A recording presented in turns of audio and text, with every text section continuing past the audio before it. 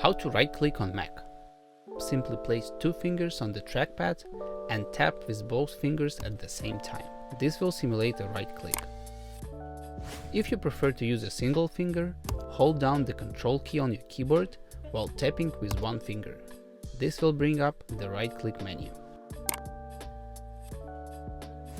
However, if these options are not working for you, you may need to enable right-click in System Settings. Go to the Apple menu in the top left corner of the screen and select System Settings. Click on Trackpad.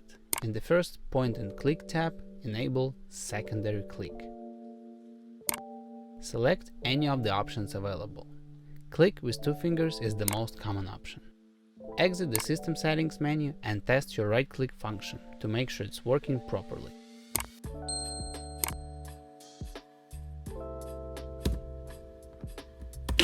And that's how you right-click on your Mac. Thanks for watching, hope you found it helpful. Subscribe for more Mac how-tos.